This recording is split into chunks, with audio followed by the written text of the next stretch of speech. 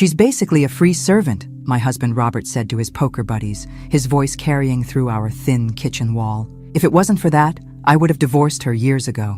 I stood frozen behind the door, a tray of sandwiches trembling in my hands. 5 years of sacrifice, 5 years of believing I was being a good wife, reduced free damn servant. I walked straight to our bedroom, opened his laptop, and started taking screenshots of everything I could find. What happened next changed everything. If you're watching this, hit that subscribe button and let me know in the comments where you're watching from, because you're about to witness the most satisfying revenge story you've ever heard. Let me back up. My name is Margaret Thompson, but everyone calls me Maggie. I'm 58, and until that moment, I thought I was living a life of noble sacrifice. 5 years ago, my husband Robert was in a car accident that left him with limited mobility and chronic pain. The doctors said he'd regained about 70% of his function, but he still struggled with walking long distances and needed help with many daily tasks. Or so I believed. I reduced my work hours as an art teacher to care for him, eventually quitting altogether when he convinced me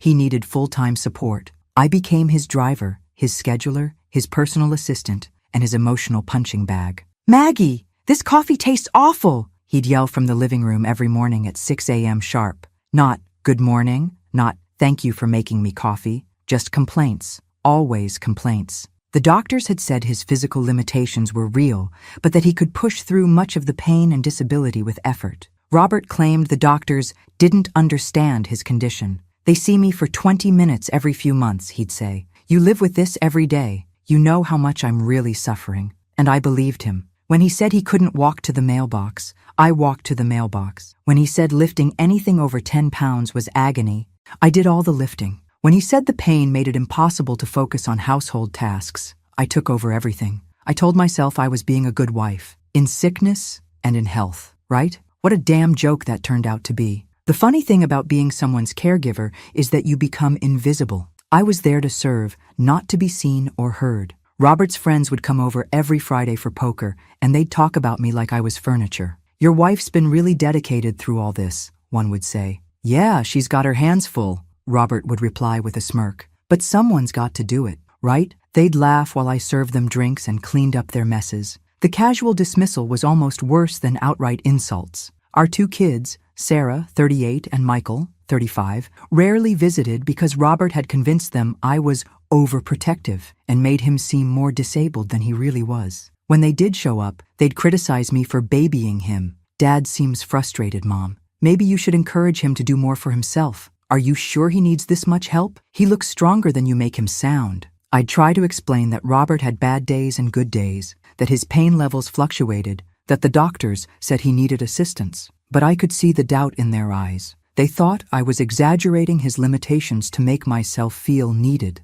The cruel irony? They were right, but not the way they thought. Robert controlled every aspect of our lives from his position as the disabled husband. Where we went, what we watched, who we talked to, how we spent our money. He'd review our bank statements and question every purchase. $20 at the grocery store for flowers? What are we, millionaires? You bought the expensive dish soap again. I can't work anymore, Maggie. We need to be careful with money. Meanwhile, Robert ordered premium beer for his poker nights and expensive supplements that might help his condition. I started buying the cheapest everything, clothes from thrift stores, generic food, bargain shampoo. Meanwhile, Robert's medical expenses seemed to keep growing. But the worst part wasn't the criticism or the isolation or even the thankless work. The worst part was that I'd started to doubt my own perceptions. When I'd suggest Robert seemed stronger than usual, he'd accuse me of minimizing his suffering. When I'd mentioned that other people with similar injuries seemed more mobile, he'd say I was comparing apples to oranges. Every injury is different. Maggie, just because someone else recovered better doesn't mean I'm faking. He was so convincing that I started wondering if I was the problem. Maybe I was too demanding. Maybe I didn't understand chronic pain. Maybe I was being selfish for wanting him to try harder, until I heard those words through the kitchen wall. Free servant. That night, I couldn't sleep. I kept replaying every interaction, every moment over the past 5 years, seeing it all through new eyes. Had he always seen me this way? Had I really thrown away my career and my independence for someone who saw me as nothing more than unpaid help? I got up and went to the bathroom, looked at myself in the mirror. The woman staring back at me was tired, gray, invisible. When had I stopped mattering completely? That's when I decided to find out exactly what kind of man I'd been serving. And trust me, what I discovered made those poker night comments sound like compliments. The next morning, I did something I hadn't done in years. I looked through Robert's phone while he was sleeping, and holy crap, was that an eye-opener. Text messages to his friends, all complaining about me. Maggie's being dramatic about my pain again. The wife thinks she knows better than the doctors. Sometimes I wonder if she enjoys playing nurse. But the really damaging stuff was in his email. Robert had been corresponding with other men in online support groups for accident victims, and his stories didn't match the reality I'd been living. To them, he described himself as mostly recovered, but dealing with an overbearing wife who infantilized him and refused to let him do things for himself. My wife acts like I'm completely helpless, he'd written. She's created this whole identity around being my caregiver and gets upset when I try to be independent. I screenshot everything, my hands shaking with rage and confusion. Then I found the dating app. Robert had a profile on a site for people seeking casual connections. His profile described him as recently divorced and rediscovering my independence after a controlling marriage. The photos were recent, him looking healthy and mobile,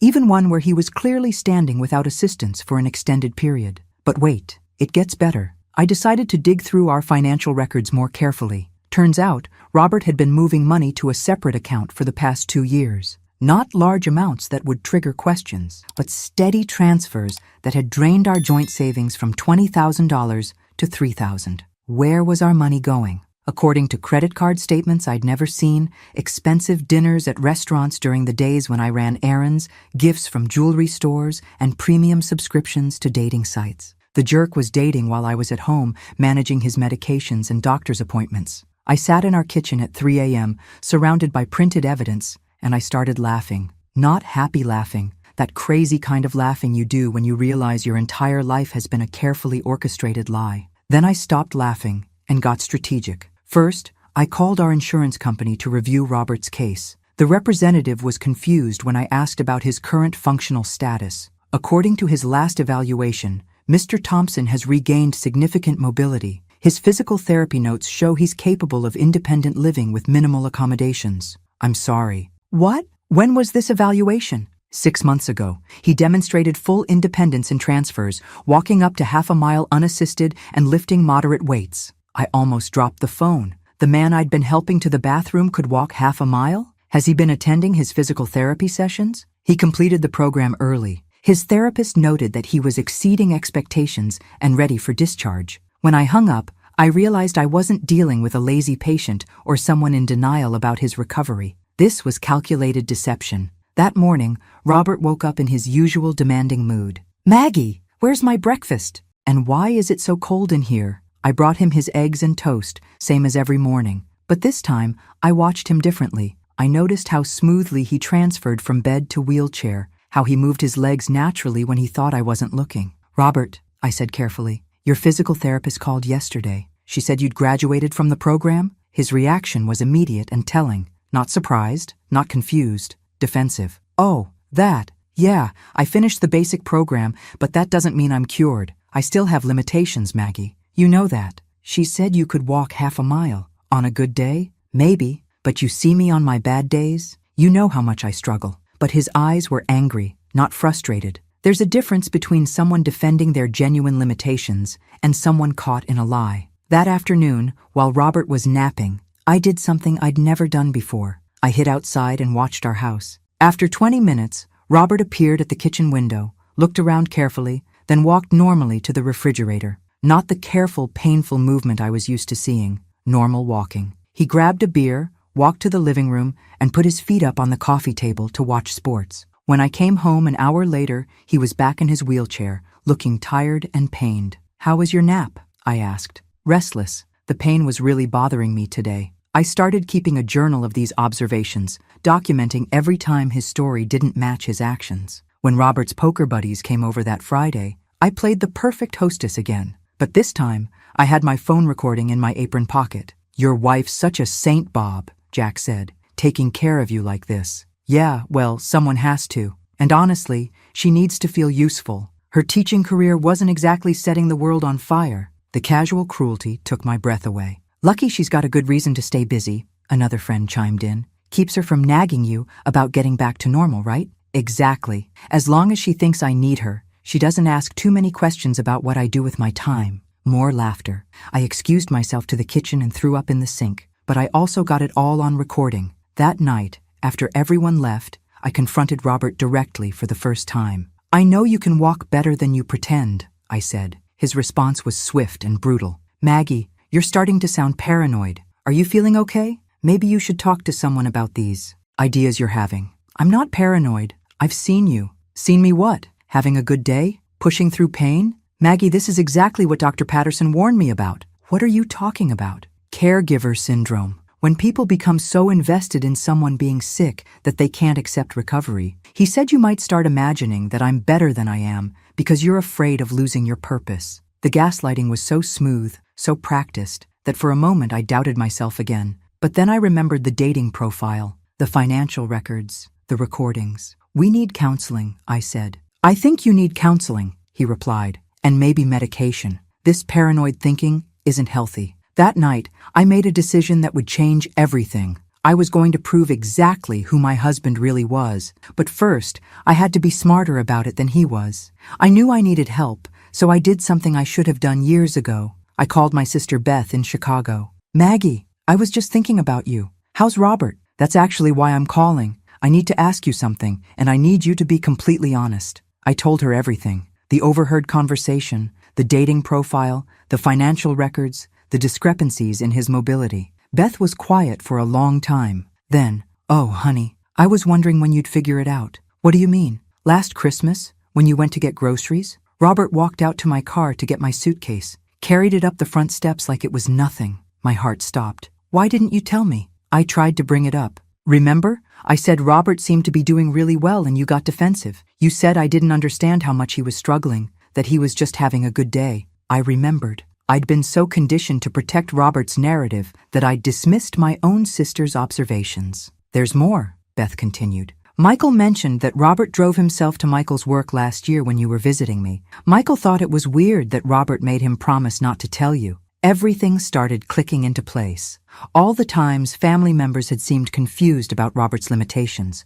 All the comments about how well he looked. All the times I'd defended him against their observations. Beth, I think I'm in an abusive relationship. Yeah, honey, I think you are too. That conversation changed everything. Having someone validate my reality after years of being told I was imagining things felt like coming up for air after nearly drowning. I called Dr. Sarah Chen, a therapist who specialized in emotional abuse, and made an appointment for the next week. But Robert, as always, was one step ahead of me. When I told him I'd made a therapy appointment, his response was immediate and strategic. That's great, Maggie. I'm glad you're getting help for these paranoid thoughts. It's not paranoia. Robert. Of course not. But a professional can help you understand why you're having these feelings. In fact, I think I should come with you. I'd prefer to go alone. But I'm part of the situation you want to discuss, right? It would be helpful for the therapist to hear both perspectives. The manipulation was masterful. He was positioning himself as the reasonable, concerned husband while making me look like I was hiding something. Fine, I said. You can come. Dr. Chen's office was warm and comfortable, with soft lighting and art on the walls. She was a woman in her 50s, with kind but sharp eyes. So, she said, what brings you both here? Robert immediately took control of the narrative. I'm concerned about my wife, he said, his voice full of caring worry. Since my accident 5 years ago, she's become my primary caregiver, and I think the stress is affecting her mental health. He went on to describe my increasing paranoia and delusional thinking. He painted himself as a patient, suffering husband whose recovery was being hindered by a wife who needed him to stay sick. Maggie has started accusing me of faking my disabilities, he said sadly. She follows me around the house, questions my doctors, and has become convinced that I'm lying about my limitations. Dr. Chen listened carefully, taking notes. Then she turned to me. Maggie, how do you see the situation? I started to speak, but Robert interrupted. Before you answer, honey, remember that we're here to get help. Try to be objective. The implication was clear. Don't trust your own perceptions. But Dr. Chen caught it. Robert, I'd like to hear from Maggie without input right now. I told my story as clearly as I could. The discrepancies I'd observed, the financial irregularities, the dating profile, the conversations I'd overheard. Robert's response was swift. Dr. Chen, this is exactly what I'm talking about. She's creating these elaborate scenarios in her head. The dating profile was something I set up but never used. I was just curious about what was out there. The financial stuff is me trying to manage our money responsibly. And as for my mobility, I have good days and bad days. Maggie, Dr. Chen said, do you have any evidence of what you're describing? I showed her some of the screenshots and recordings on my phone. Robert looked genuinely shocked. Maggie, you've been spying on me? Recording my private conversations? This is concerning behavior, he said to Dr. Chen. Paranoia, surveillance, accusations. I think my wife needs serious help. By the end of the session, I felt worse than when I'd arrived. Robert had managed to make me look unstable while positioning himself as the long-suffering victim. But Dr. Chen asked to see me alone the following week. Maggie, she said during our private session, I want you to know that everything you described is consistent with psychological abuse. But Robert seems so reasonable. Abusers often present well in public settings. They're charming, convincing, and skilled at making their victims look unstable. She helped me understand something crucial. What you're experiencing is called DARVO, deny, attack, reverse victim, and offender. He's denying the abuse, attacking your credibility, and positioning himself as the real victim. For the first time in years, someone believed me. But when I got home that day, Robert had a surprise waiting. I called Sarah and Michael, he said. I told them about your paranoid behavior and your therapy. They're coming for dinner this weekend. I think it's time for an intervention. My own children were coming to stage an intervention against me at the request of the man who'd been systematically abusing me, and I realized that Robert wasn't just smart, he was dangerous. The dinner with Sarah and Michael was a masterpiece of manipulation, and I walked right into it. Robert had prepared carefully. When they arrived, he was in obvious pain, moving slowly and looking frail. He'd positioned his wheelchair prominently and had his medications displayed on the kitchen counter. I'm worried about your mother, he told them before I could even serve dinner. She's been acting strange lately, paranoid, aggressive. Sarah and Michael exchanged concerned glances. What do you mean, Dad? Sarah asked. She's been accusing me of faking my disabilities. She follows me around with her phone, recording me. She's convinced I'm having affairs and stealing money. Michael looked at me with disappointment. Mom, is this true? It's more complicated than that. She's even been to therapy, Robert continued. But instead of getting help for her paranoid thoughts, she's trying to get the therapist to believe her delusions. Mom? Sarah said gently. Dad's been through so much, and you've been under a lot of stress. Maybe you're seeing things that aren't there. I tried to explain about the evidence I'd found, but every time I spoke, I sounded more desperate and unhinged. Robert sat there looking sad and patient, occasionally wincing in pain. The thing is, Michael said, Dad does seem really limited. I mean, look at him. On cue, Robert struggled to reach for his water glass, and Michael immediately jumped up to help him. See, Robert said softly, this is what I deal with every day. But somehow your mother has convinced herself that I'm faking. Maybe, Sarah suggested, Mom needs a break, some time away to get perspective. That's exactly what I was thinking, Robert said. Maybe Maggie could visit Beth for a few weeks, get some distance, some rest. They were plotting to send me away. In my own house, my own family was discussing how to manage my mental health crisis. I'm not going anywhere, I said firmly. The room fell silent. Robert's mask slipped for just a moment. I saw a flash of anger cross his face before he schooled his expression back to concerned sadness. Of course not, honey, he said. It was just a suggestion. We all want what's best for you. But after Sarah and Michael left that night, Robert dropped the act entirely. That went well, he said, standing up from his wheelchair and walking normally to the kitchen. Nothing like concerned children to keep you in line. I stared at him. You're not even trying to hide it anymore. Why should I? Who's going to believe you? Your own kids think you're having a breakdown. I have evidence. You have recordings of private conversations obtained illegally, and photos that could be explained a dozen different ways. Meanwhile, I have a medical history, documented disabilities, and a wife who's clearly unstable. He was right, and we both knew it. Here's what's going to happen, Robert continued, his voice calm and threatening. You're going to stop this amateur detective bullshit. You're going to go back to taking care of me like a good wife. And if you don't, I'll have you committed. You can't do that, can't I? I have a therapist's notes about your paranoid behavior. I have witnesses to your instability. I have adult children who are concerned about your mental health. He moved closer to me. And for the first time in our marriage, I was actually afraid of him. You created this situation, Maggie. You made yourself indispensable, and then you made yourself crazy. Now you're stuck with both. That night, I lay in bed planning my escape. But every scenario I imagined ended the same way, with Robert convincing everyone that I was the problem. The next morning, I called Dr. Chen for an emergency session. "He's turned my own children against me," I told her, "and he's threatening to have me institutionalized." "Maggie, abusers often escalate when they feel they're losing control. What Robert is doing is classic, isolating you from support systems and using institutional authority to maintain power. What can I do? You need allies. People who will believe you and support you when Robert tries to undermine your credibility. But my own family doesn't believe me. Then we need to find other family. Beth, maybe? Friends? Anyone who might have noticed inconsistencies in Robert's behavior?" I thought about it. Beth had seen Robert walk.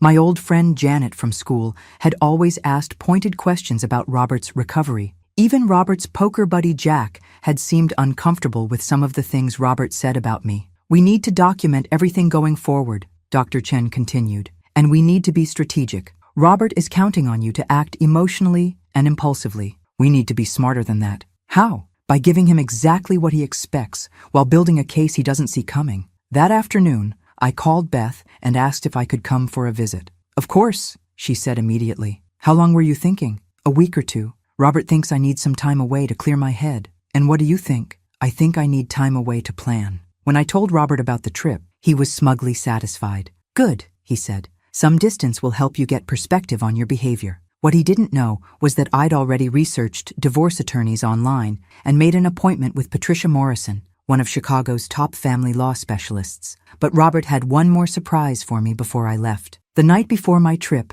I found him on the phone with someone, speaking quietly. "Yes, she's been exhibiting paranoid and aggressive behavior. No, she's refused medication. I think she might be a danger to herself." He was calling in a mental health evaluation request. If I didn't play this perfectly, I wouldn't just lose my marriage, I'd lose my freedom. Beth picked me up at the airport in Chicago, took one look at me and said, "Jesus, Maggie, you look like a ghost." "I feel like one." During the drive to her apartment, I told her about Robert's threat to have me committed, about the dinner with Sarah and Michael, about how thoroughly he'd isolated me. "We're going to fix this," Beth said firmly, "but we're going to be smart about it." Patricia Morrison was everything I'd hoped for in an attorney. Sharp, experienced, and completely unimpressed by sob stories. "Let me see your evidence," she said. I spread out everything I'd collected: bank statements, screenshots, recordings, photos. She reviewed it all carefully. "This is good documentation, but it's not enough for a clean win. Your husband is clever. He's created plausible explanations for most of this. So what do? We need more, and we need it to be legally obtained. These recordings you made without his consent won't be admissible in Illinois." My heart sank. "So I have nothing? You have a starting point, but we need to build a stronger case." She leaned forward. "Tell me about his medical care. Who are his doctors?" I gave her the names of Robert's primary care physician, his physical therapist, and the pain management specialist he saw occasionally. "I'm going to have an investigator pull his actual medical records, with proper subpoenas. If there's a discrepancy between what he's told you and what his doctors have documented, that's fraud. What about the mental health evaluation he's trying to trigger? We're going to beat him to it. I'm going to have you evaluated by a forensic psychologist who specializes in abuse cases. If you're deemed mentally competent, which you will be, it makes his claims look retaliatory." For the first time in months, I felt hope. "But Maggie," Patricia warned, "this is going to get ugly. When abusers realize they're losing control, they escalate. Are you prepared for that?" I thought about going back to that house, to that life, to being Robert's free servant for the rest of my days. "I'm prepared." Dr. Elizabeth Harper was a forensic psychologist with credentials that read like a textbook. She spent 4 hours evaluating me, putting me through psychological tests and detailed interviews. "Mrs. Thompson," she said at the end, "you show no signs of mental illness or instability. Your responses are consistent with someone who has experienced long-term psychological abuse. So I'm not crazy? You're trauma-bonded and gaslit, but you're absolutely not crazy. In fact, your ability to maintain clarity and collect evidence while under sustained psychological pressure suggests remarkable mental strength." Patricia's investigator worked fast. Within 3 days, he'd obtained Robert's complete medical records through proper legal channels. The results were explosive. Robert's physical therapy records showed that he'd regained 85% of his pre-accident mobility within 2 years. His pain management doctor had noted that Robert was possibly exaggerating symptoms for secondary gain. His primary care physician had recommended a return to work 2 years ago. Even better, the investigator found something I hadn't known about. Robert had been secretly collecting disability benefits from his former employer while hiding his recovery. "This is federal fraud," Patricia said when she saw the reports. "He's been stealing money from his insurance company for 3 years. But the real breakthrough came when the investigator did something I never could have. He interviewed Robert's physical therapist directly. Mr. Thompson specifically requested that I not contact his family about his progress," the therapist told the investigator. "He said his wife was overprotective and would interfere with his recovery if she knew how well he was doing." "Did you think that was unusual?" "Very. Most patients want their families to know when they're improving." Mr. Thompson seemed almost anxious to keep his wife from finding out. The pattern was clear and documented. Robert had been deliberately deceiving me about his condition for years. But when I returned home from Chicago, I found that Robert had been busy too. "How was your trip?" he asked when I walked in. He was in his wheelchair, looking frail and concerned. "Did you get some perspective?" "It was helpful," I said carefully. "Good, because while you were gone, I had some conversations with Sarah and Michael. We're all worried about you, Maggie." He handed me a brochure for a mental health facility. "I've arranged for you to have a voluntary evaluation, just a few days to make sure you're okay." "Voluntary?" "Well, it doesn't have to be voluntary. I have documentation of your paranoid behavior, and Dr. Chen has notes about your concerning episodes." I looked at the brochure. The facility was legitimate, but I knew how these things worked. Once you were admitted for evaluation, it could be difficult to get out if someone was claiming you were a danger to yourself or others. "I need to think about it," I said. "Of course, but Maggie," his voice turned cold, "the thinking time is limited. You're going to get help, one way or another." That night, I called Patricia Morrison. "He's forcing the issue," I told her. "I think I have maybe a day or two before he has me committed. Then it's time to move. How quickly can you get back to Chicago?" "I don't know. He's watching me carefully now." "Maggie, listen to me. Can you get to the bank tomorrow?" "Maybe." "Why?" "We're going to freeze the joint accounts and file for emergency divorce protection. But you need to be the one to do it first." "What if he's right? What if I am crazy?" "Maggie, crazy people don't ask if they're crazy. And you have a paper trail of evidence that a federal investigator just verified. Trust yourself." The next morning, I told Robert I was going grocery shopping. Instead, I drove to the bank, withdrew half our joint savings, and had the accounts frozen. Then I drove to the courthouse and filed for divorce. By the time Robert realized what had happened, I was already back on a plane to Chicago. But I'd underestimated him one last time. When I landed, I had 17 missed calls and a voicemail that made my blood run cold. "Maggie, you've just proved everything I've been saying about your mental state. You've stolen money, filed false legal documents, and fled the state. Sarah and Michael are devastated. They think you've had a complete breakdown." He paused, and when he spoke again, his voice was different. Not sad or concerned, but coldly triumphant. "I'm filing a countersuit for elder abuse and mental incompetence. And when I'm done, you'll wish you'd stayed in that nice facility I picked out for you." The war had officially begun. Robert's counterattack was swift and brutal. Within 48 hours of my filing for divorce, he'd painted me as an elder abuser who'd been stealing from a disabled man and covering it up with false accusations. His lawyer was good, really good. They filed an emergency motion claiming I was mentally incompetent and had fraudulently accessed our joint assets while experiencing a psychotic break. The local newspaper ran a story. "Local teacher accused of elder abuse flees state after stealing from disabled husband." Someone, I'm guessing Robert, had leaked selective details that made me look like a monster. Mrs. Thompson allegedly withdrew $15,000 from joint accounts before fleeing to another state, the article read. Her husband, who requires full-time care due to disabilities from a car accident, was left without access to funds for his medical needs. No mention of the dating profiles. No mention of the hidden accounts Robert had been feeding for years. No mention of his actual medical status. Patricia Morrison read the article and shook her head. "He's playing this perfectly, making you look like the aggressor while positioning himself as the victim. So, what do? We hit back with facts. But Maggie, this is going to get worse before it gets better. Are you prepared for a real fight?" I thought about the alternative, going back, apologizing, resuming my role as Robert's servant while everyone believed I'd had a mental breakdown. I'm prepared. The first court hearing was a disaster. Robert showed up in his wheelchair, looking frail and heartbroken. He had character witnesses, neighbors, friends, even our mailman, testifying about what a devoted husband he was and how erratic my behavior had become. Your Honor, his lawyer argued, Mrs. Thompson has demonstrated clear signs of mental instability. She's made wild accusations against her disabled husband, stolen money from their joint accounts, and fled the state when confronted with the need for mental health treatment.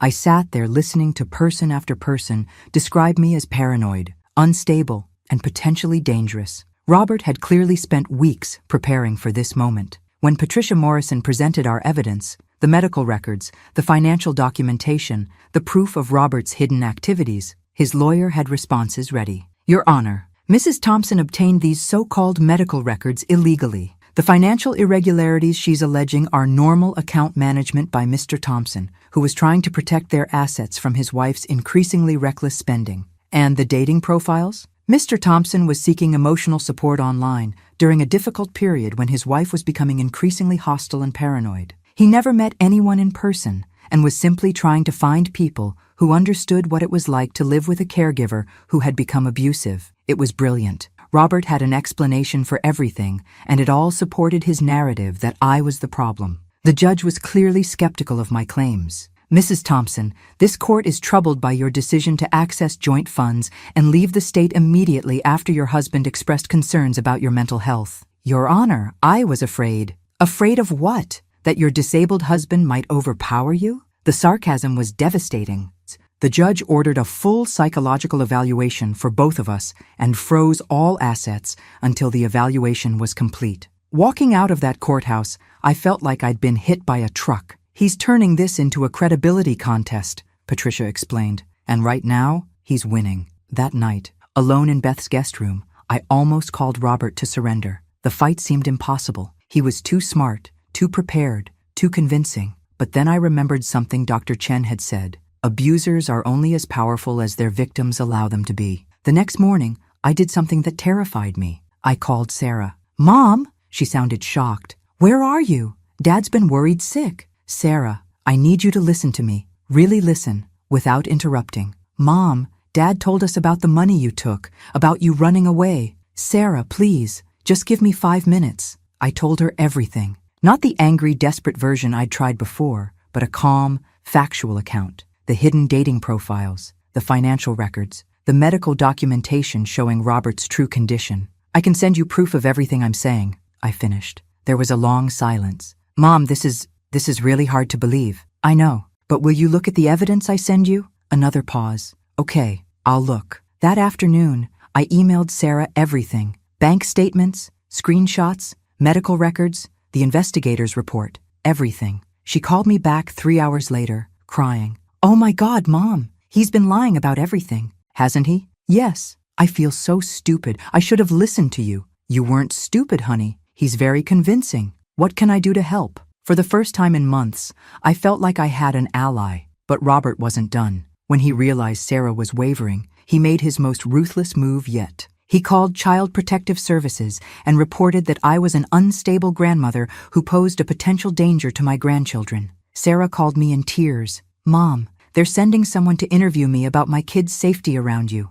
Dad told them you've been having violent episodes. Violent episodes? He said you threw things at him and threatened him with kitchen knives. I felt the last of my naivety die. This wasn't just about divorce or money anymore. Robert was trying to destroy every relationship I had, every connection that might give me strength. Sarah, you know I would never... I know, Mom, I know, but they have to investigate. That's when I realized Robert's strategy. He wasn't just trying to win in court. He was trying to make me give up by making the cost of fighting too high. But Robert had made a crucial mistake. He'd underestimated how much I'd changed during those weeks in Chicago. I wasn't the same woman who'd been his servant for 5 years. I wasn't going to be bullied or manipulated anymore. If Robert wanted a war, he was going to get one. But this time, I was going to fight dirty too. The psychological evaluation took place over 3 days, and I knew everything depended on it. Dr. Amanda Foster was a court-appointed forensic psychologist with 20 years of experience. She was thorough, professional,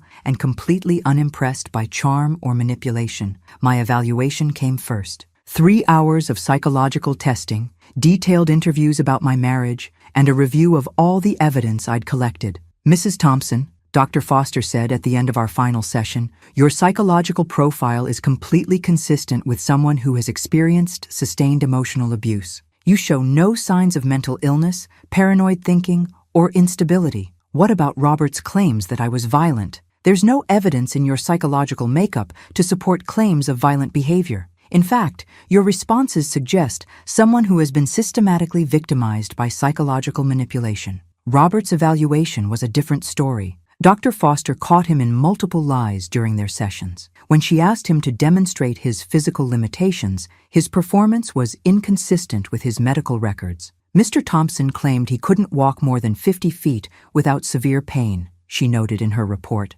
However, surveillance footage from the courthouse parking lot shows him walking normally for over 200 feet to avoid waiting for handicapped parking. She also administered tests designed to detect malingering, faking, or exaggerating symptoms. Mr. Thompson's responses on validity scales suggest deliberate exaggeration of both physical and psychological symptoms, her report stated. But the real breakthrough came when Dr. Foster did something unexpected. She interviewed Robert's poker buddies. Jack, the one who'd seemed uncomfortable with Robert's comments about me, finally told the truth. "Bob's been bragging for years about how he's got his wife completely fooled," Jack told Dr. Foster. "He says she thinks he's more disabled than he really is, and he likes it that way because she takes care of everything." Did he ever indicate that he was deliberately exaggerating his limitations? Oh yeah, he called it playing the disability card. He thought it was funny. The other poker players confirmed similar statements. Years of Robert bragging about manipulating me, all documented in official interviews. When Dr. Foster's report was filed with the court, it was devastating for Robert. Mr. Thompson demonstrates a pattern of deliberate deception regarding his functional capabilities, she wrote. His claims of spousal abuse appear to be retaliatory in nature. Mrs. Thompson shows no signs of mental instability and appears to be the victim of sustained psychological abuse. But Robert's lawyer had one more card to play. They filed a motion claiming that Dr. Foster was biased because she specialized in domestic abuse cases and was predisposed to see abuse where none existed. "Your Honor," Robert's attorney argued, "Dr. Foster has made a career out of discovering abuse. She has a financial and professional interest in finding abuse in every case she evaluates. It was a desperate move, but it worked." The judge ordered a second evaluation by a different psychologist. Dr. Michael Stevens was older, more conservative, and initially skeptical of abuse claims. I could tell from our first meeting that he thought I was probably a manipulative woman trying to take advantage of a disabled man. But Dr. Stevens was also thorough and honest. When he reviewed Robert's actual medical records, not the story Robert told, but the documented medical facts, his attitude changed completely. "Mrs. Thompson," he said during our final session, "I owe you an apology. When I first read about this case, I assumed you were exaggerating your claims, but the evidence is overwhelming. What convinced you? Your husband's own medical records. The discrepancy between his actual functional capacity and his reported limitations is so extreme, it can only be deliberate fraud." Dr. Stevens' report was even more damaging than Dr. Foster's. "Mr. Thompson has perpetrated a sophisticated and sustained deception regarding his physical and emotional condition," he wrote. "This appears to be part of a deliberate strategy to maintain psychological control over his wife through learned helplessness and economic dependency." Two independent psychological evaluations, both reaching the same conclusion. Robert was an abuser, and I was his victim. But Robert had one final, desperate move. The night before our next court hearing, my phone rang. It was Michael. "Mom, Dad's in the hospital." My heart stopped. "What happened?" "He collapsed at home. He left a note saying the stress of your accusations was causing serious health problems." Even knowing what I knew about Robert, my first instinct was guilt and fear. "Is he okay?" "He's stable." "But Mom,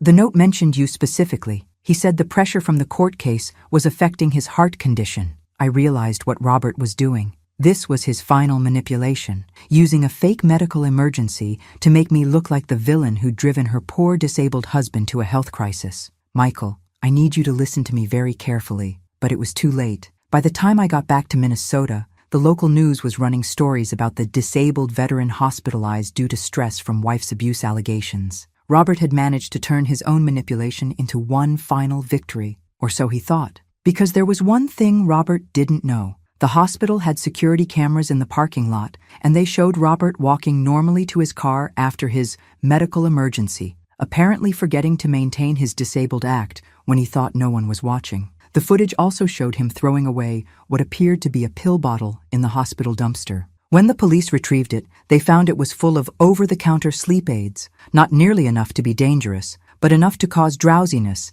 and get him admitted for observation. Robert had faked his own medical emergency, and this time he'd finally gone too far. I had everything I needed: the medical records, the financial evidence, Linda's testimony, the insurance investigator's report. Patricia Morrison had filed all the paperwork. The trap was set. All I needed was the perfect moment to spring it. That moment came on a Tuesday morning when Robert woke up with food poisoning. He'd eaten something bad at his poker game the night before, and by 6 a.m. he was genuinely sick. Stomach cramps, nausea, the works. For the first time in years, he actually needed help. "Maggie," he called from the bedroom, his voice weak and desperate. "Maggie, I need help. I think I'm really sick." I could hear him retching in the bathroom, completely miserable. The old me would have rushed to help, would have spent the day taking care of him, bringing him water and soup and clean clothes. Instead, I walked calmly to our bedroom and stood in the doorway. Robert was sitting on the edge of the bed in his underwear, looking genuinely awful. For a moment, he almost looked like the helpless man I'd been caring for all these years. "Thank God you're here," he said weakly. "I need help getting cleaned up. I think I had an accident." I looked at this man who'd called me a free servant, who'd stolen our money while I sacrificed everything, who'd been dating other women while I changed his sheets. I walked to the dresser, pulled out a fresh adult diaper, and tossed it onto the bed beside him. "You said I'm just a free servant," I said calmly. "Here's your diaper. Good luck." Robert stared at me in shock. "Maggie, what are you talking about? I'm sick. I need help." "You've needed a lot of things over the years, Robert, but you've never needed me." I turned and walked toward the door, where my suitcase was already packed and waiting. "Where are you going?" he called after me, panic creeping into his voice. "To live my life. You can't just leave me like this. I'm disabled." I paused in the doorway and looked back at him one last time. "No, Robert, you're not." As I drove away from that house, I could hear him yelling my name from the bedroom window. But for the first time in 5 years, I didn't look back. Within an hour, I was on a plane to Chicago. By that afternoon, Patricia Morrison was serving Robert with divorce papers and a restraining order. But that was just the beginning. While Robert was dealing with his food poisoning and trying to figure out where I'd gone, the insurance investigator was executing search warrants for his financial records. Linda, his girlfriend who thought he was divorced, was being interviewed by federal investigators about the fraud case. His medical records were being subpoenaed by the court. His poker buddies were being asked to testify about his bragging. By the time Robert realized what was happening, it was too late. The perfect servant had become the perfect prosecutor, and I was just getting started. The call came that evening while I was having dinner with Beth and Patricia. "Mrs. Thompson, this is Detective Martinez with the fraud unit. We've arrested your husband on charges of insurance fraud, financial fraud, and disability benefit fraud. How is he taking it?" "He's demanding to call his wife to come bail him out. Should I tell him you're unavailable?" I smiled. "Tell him his free servant has quit." 3 days later, when Robert finally made bail using money from his hidden accounts, he came home to find the locks changed and a notice that the house was being seized as part of the fraud investigation. Everything he'd built through lies was crumbling, and I was the one who'd lit the match. But this was still just the beginning of his downfall. The real devastation was yet to come. 6 months after Robert's sentencing, I was standing in a small art gallery in Minneapolis, hanging my first solo exhibition in 15 years. It wasn't a famous gallery or a prestigious show, but it was mine. The paintings were all from the past year, raw, emotional pieces I'd created while processing everything that had happened, dark canvases that gradually gave way to lighter, more hopeful images. I called the series Invisible Woman. "Maggie, these are powerful," said Elena Vasquez, the gallery owner who'd agreed to show my work. "They tell a complete story. They're my story.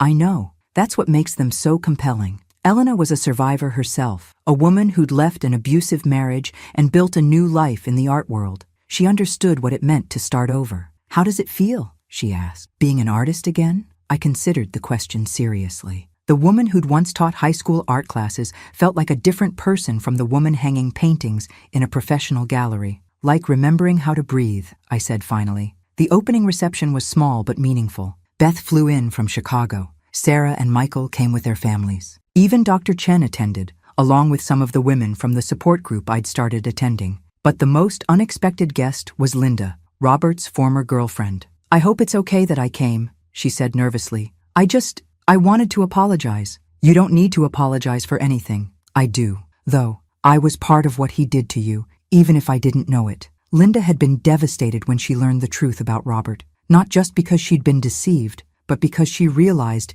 she'd been an unwitting accomplice in my abuse. "He showed me pictures of you," she continued, "but he always said you were his bitter ex-wife who couldn't accept that he'd moved on. You never imagined he was still married to me and lying about being disabled? God, when you put it like that, it sounds insane." It was insane, but that's what made it work. Who would believe something that crazy? Linda stayed for the entire reception, and we ended up talking for hours about Robert's manipulation tactics. She'd experienced them too, just from the other side. He was always testing me, she realized as we talked, always pushing to see how much I'd tolerate, how far he could go. That's what abusers do. They find your limits and then slowly expand them until you don't remember where your boundaries used to be. The exhibition ran for 6 weeks and sold better than anyone expected. But more importantly, it started conversations. Women would come to the gallery and stand in front of my paintings for long periods, clearly seeing something that resonated with their own experiences. One afternoon, a woman in her 40s approached me while I was at the gallery. "Are you the artist?" she asked. "I am. I need to ask you something, and I hope this isn't too personal. But how did you know? How did you know it was time to leave?" I studied her face, seeing the confusion and pain I recognized from my own journey. "I didn't know," I said honestly. "I just reached a point where staying felt more dangerous than leaving. My husband isn't physically abusive," she said quietly.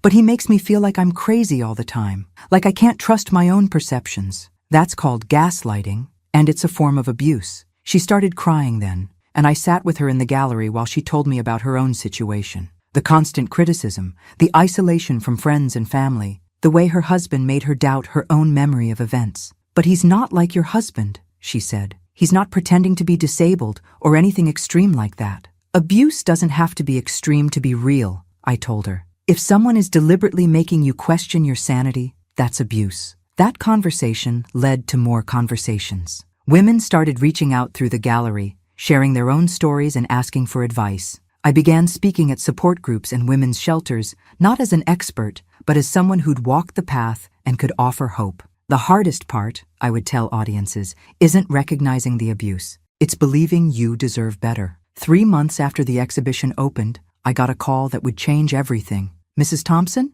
this is Janet Walsh from the Domestic Violence Resource Center. We've been following your story, and we have a proposition for you." The Resource Center wanted to hire me to develop an art therapy program for abuse survivors. It would mean regular income, health insurance, and the chance to use my experience to help other women. "We know you don't have formal credentials in art therapy," Janet explained, "but you have something more valuable, lived experience, and the ability to translate that into art." I took the job.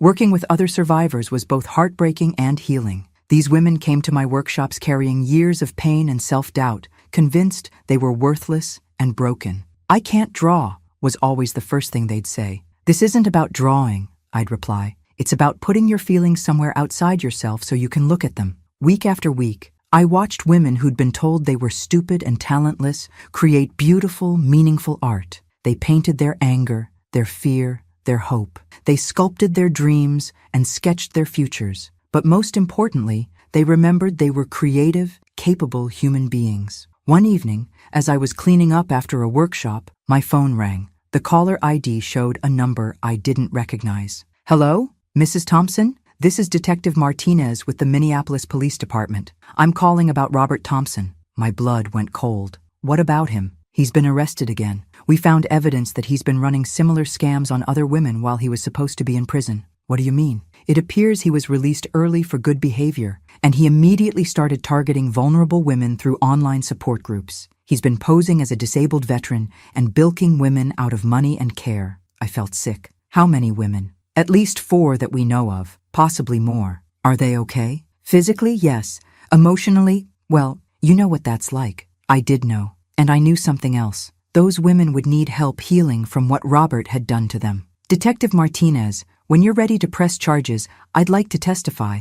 And I'd like to help connect these women with support resources. I was hoping you'd say that. 2 weeks later, I was sitting across from 3 other women in a conference room at the police station, listening to stories that were heartbreakingly familiar. These were the other victims Robert had been manipulating simultaneously. The investigators had tracked them down as part of building the case against him, and they'd all agreed to testify. Robert had refined his technique with each woman. He was smoother, more convincing, more careful about covering his tracks. But the damage was the same. Women who'd given everything to care for someone who saw them as nothing more than resources to be exploited. How do we move forward from this? One of them asked. How do we trust anyone again? You start by trusting yourself, I said. That's the hardest part, but it's the most important. That day, I made a decision that would define the next chapter of my life. I was going to make sure Robert never had the chance to hurt another woman. But first, I was going to help these women remember who they were before he tried to destroy them. Robert's second trial was different from the first.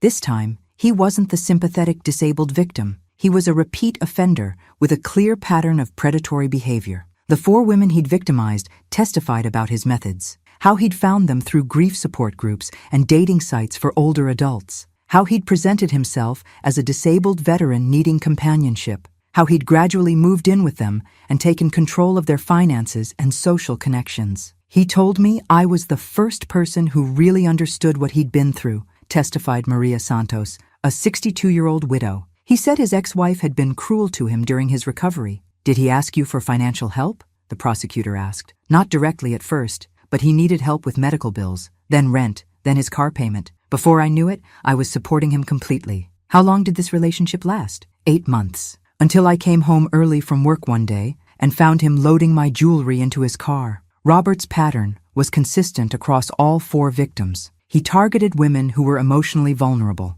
recent widows, divorcees, women who were isolated or lonely. He presented himself as someone who needed care, then gradually took control of their lives. But this time, Robert had made a crucial mistake. One of his victims, Dr. Patricia Williams, was a retired psychiatrist who recognized the manipulation tactics and had started documenting everything from the beginning. I suspected something was wrong early in our relationship, Dr. Williams testified. Robert's stories about his disabilities were inconsistent, and his behavior didn't match his alleged psychological trauma. What did you do? I started keeping detailed notes and recording our conversations. When I confronted him about the inconsistencies, he became aggressive and threatening. Dr. Williams had recorded Robert admitting to his deceptions and bragging about his success with gullible women. I've got this figured out. Robert's voice played in the courtroom. Find women who think they can save someone. Let them think they're helping a wounded hero, and they'll give you everything they have. The recordings were devastating.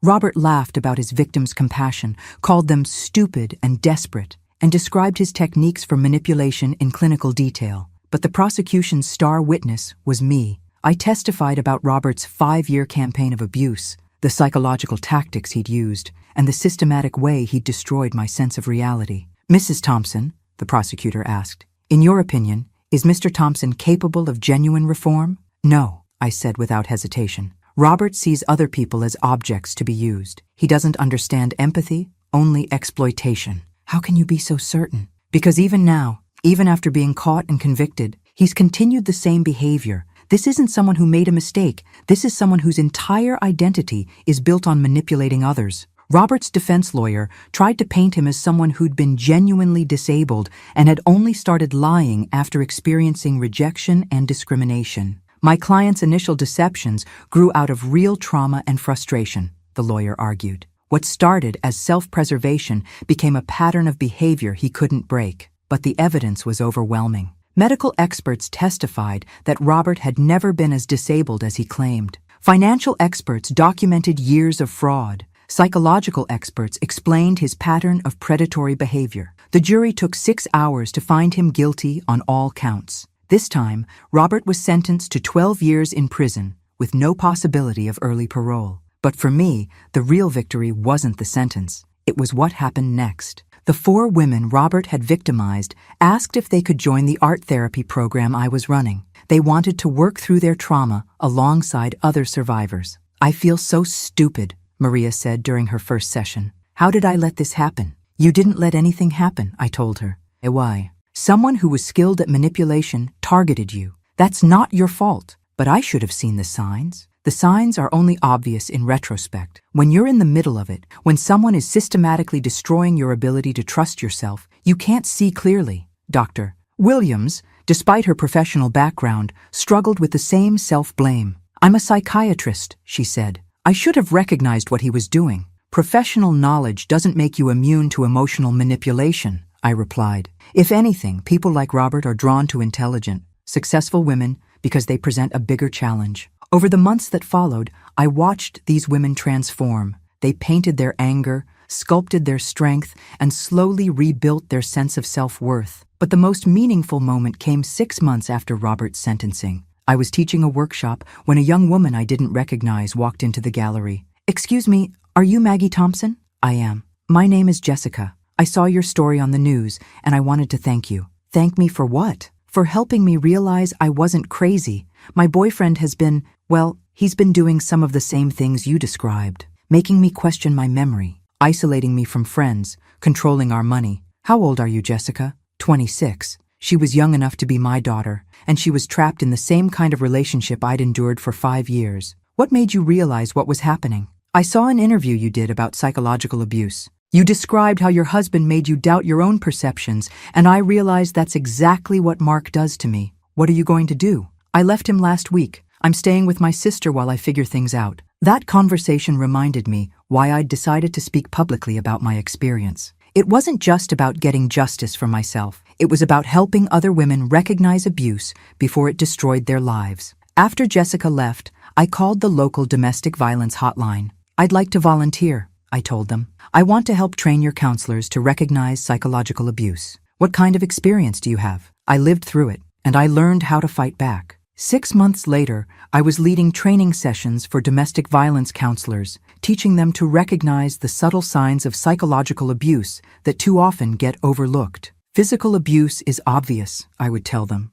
"but psychological abuse is designed to be invisible. The victim often doesn't even recognize it themselves." I developed a checklist of warning signs: isolation from friends and family, control of finances, constant criticism disguised as concern, gaslighting, and the systematic destruction of the victim's self-confidence. "Most importantly," I would tell the counselors, "believe victims when they say something feels wrong, even if they can't articulate exactly what it is." 1 year after Robert's final sentencing, I received an unexpected honor. The State Attorney General's office asked me to speak at a conference on elder abuse and financial fraud, not as a victim, but as an expert on psychological manipulation. Standing at that podium, looking out at an audience of law enforcement officers, social workers, and legal professionals, I realized how far I'd traveled. 5 years earlier, I'd been Robert's invisible servant, doubting my own perceptions and believing I deserved nothing better. Now I was someone whose voice mattered,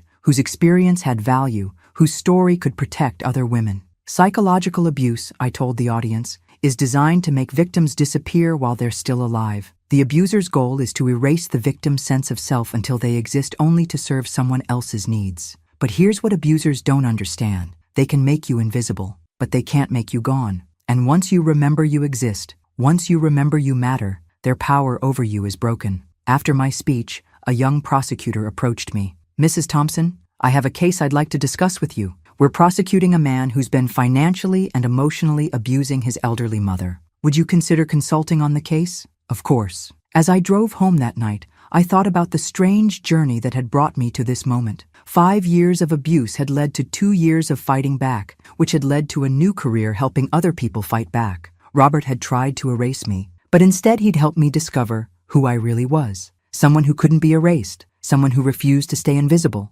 someone who turned her worst experience into her greatest strength. 3 years later, I'm sitting in my small apartment, writing an article for a local magazine about recognizing psychological abuse. It's not a best-selling book or a national platform, but it's my voice, and people are listening. The art therapy program I helped develop now operates in 3 local shelters.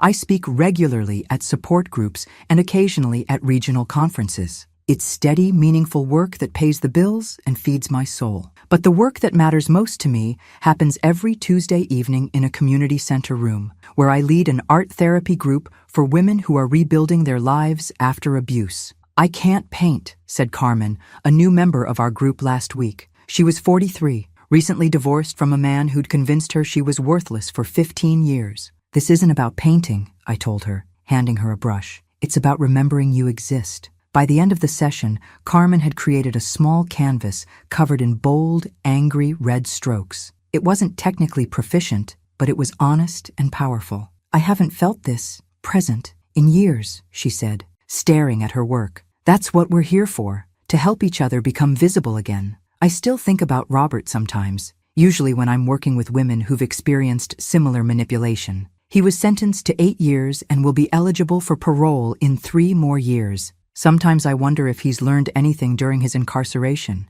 if he's developed any genuine understanding of the damage he caused. But mostly, I don't think about him at all. He's not part of my story anymore. He's just a chapter I survived. My relationship with Sarah and Michael has been slowly rebuilding. They carry guilt about the years they didn't support me, and I carry some hurt about how quickly they believed Robert's lies. I'm sorry I didn't see it sooner, Mom, Sarah told me recently during one of our monthly coffee dates. I thought I was being objective, but I was just being blind. You weren't equipped to see sophisticated manipulation, I replied. That's not your fault. Michael brings his kids to visit every few months. My grandchildren, now 12 and 10, love hearing stories about their grandmother, the artist who helps people. They don't know the full story yet. That's for when they're older. The most unexpected development in my life has been my friendship with Dr. Patricia Williams, one of Robert's other victims who attended my court trial and reached out afterward. Patricia understands the unique trauma of being manipulated by someone like Robert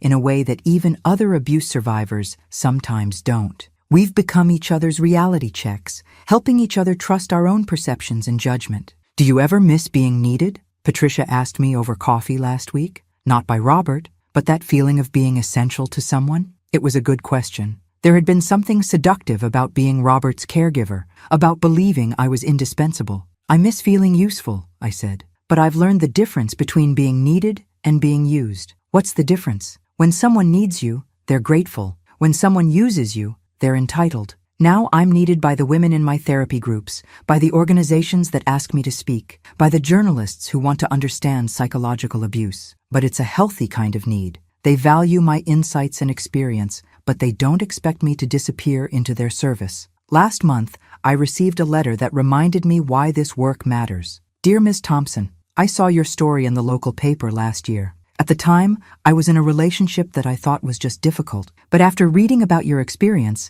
I realized it was abusive. It took me 6 more months to leave, but I wanted you to know that I'm now free and starting over. Thank you for showing me that it's never too late to save your own life. Jessica. I keep that letter on my desk as a reminder of why I chose to make my pain public, why I decided to turn my worst experience into something that could help others. Tonight, I'm going to do something just for me. I'm going to paint. Not for an exhibition or a therapy session or to make a point about survival. Just because I love creating beautiful things, and I remember now that I was always an artist, the canvas is waiting on my easel, blank and full of possibilities, like my life. As I clean my brushes and prepare to start, I catch sight of myself in the studio window. The woman looking back at me has silver hair that catches the light, paint-stained fingers, and eyes that are clear and bright with purpose.